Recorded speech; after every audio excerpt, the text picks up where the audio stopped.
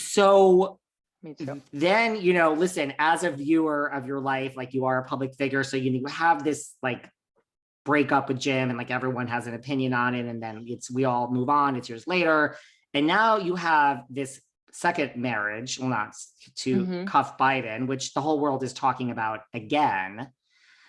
Were you just like, oh God, you know what I mean? Like, I've already been through this, guys. Like, here we go again. Like, everyone's gonna weigh in and have an opinion. I don't really want to talk about that one. How come?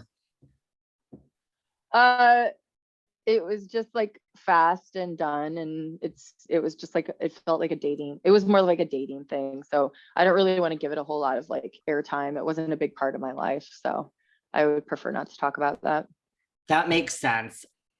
That makes a lot of sense. Can I just ask if you like, did you learn anything from that in terms of like, and I'm not saying you should, like, do you think it's just, it moved too fast? Like, that's not really talking about that. Like, do you think there is such a thing as moving too fast?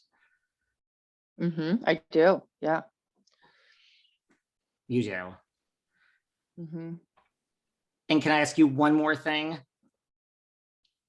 I mean, were you able to plan any part of your wedding, or was like it secret? I mean, I go to the president being at your wedding, which I know is not an everyday thing for everyone, but like was secret, this is just me, I want to know, like, was Secret Service like totally all over, or were like you able to say I'm a bride and I have some say in this, and then we'll move on?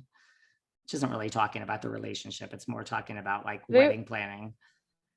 The Secret Service, they were just like hanging out, they're there for the president, to protect the president. Like, they didn't get in my way. They're just like literally making sure the president was like safe. That makes sense.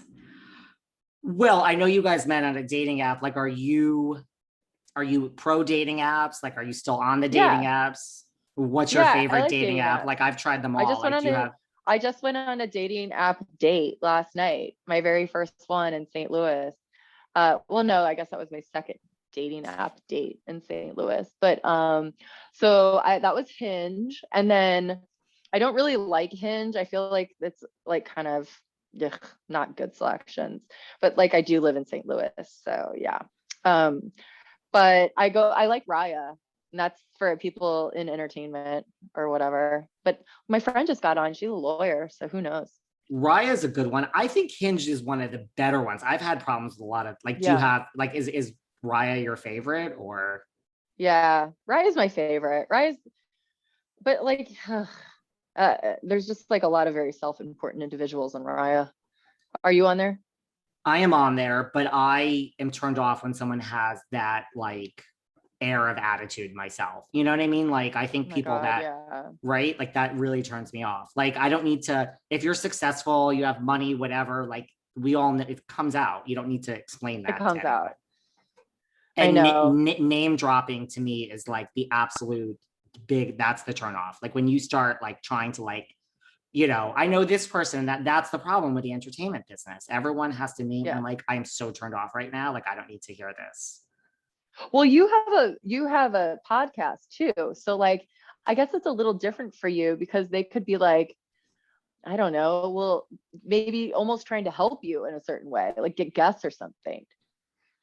Well, that would be great if that I'm okay with. That has happened from friends and people I meet like you, like on this podcast, but that would be nice. But it never comes off like that. It always comes off like, oh, you just had Meghan King on. Well, let me tell you, like, I met her and I know this one. And I'm like, okay, right. It's like one-upping. Yes, that's what that's annoying. Ew. How was your date last night? It was good. It was a lunch date, and it was really good because I just went like to Cancun for my cousin's 40th, and it felt like spring break, and I was like, my liver needs a little break. So I'm on a 21-day detox. So I think that was like maybe one of the first dates, if not first date, that I've ever had that there was no alcohol consumed at all. I just had water and iced tea. So that was interesting and healthy. Did you like it? I mean, the thought of going on a date without alcohol makes me I don't even know what does, but that was, maybe it was a good thing, right? Like better clarity. I think so. I mean, it was a good date. Yeah. There's going to be a second date. And guess what the second date's going to be? Yoga. Like, This is like the healthiest dating. You know what I mean? Maybe, listen, maybe you're on to something. If this works out, you could say, you know, is this person, so you met on Hinge, you didn't meet on, so I take that this person is not in the public eye or of any sort. They're not, no, I don't really date people in the public eye. No. Or All, historically haven't. I was going to say, although Jim and Oh, that's true. the relationship that you don't want to talk about, those are two people technically in the public eye. The relationship I don't want to talk about isn't in the public eye, just the family. But Yes. yeah, Jim is, but I'm talking post Jim. You really want just like no public eye. I mean, I don't blame you, to be honest with you. I don't know if I want it. It's just kind of what I'm attracted to.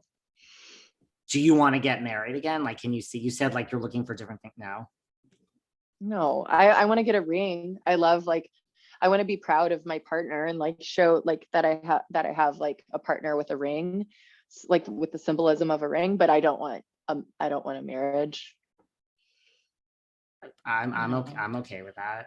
I've never been married and I don't really want a marriage either. I feel like, yeah, just I'll have a boyfriend that can be right here, but no, I don't know. Same. Marriage isn't for me personally. I just don't really. I don't need, yeah, I mean, it's a piece of paper.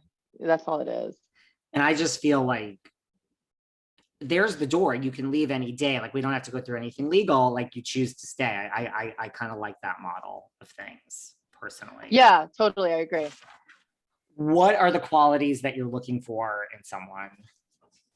I would you're say, back out there dating.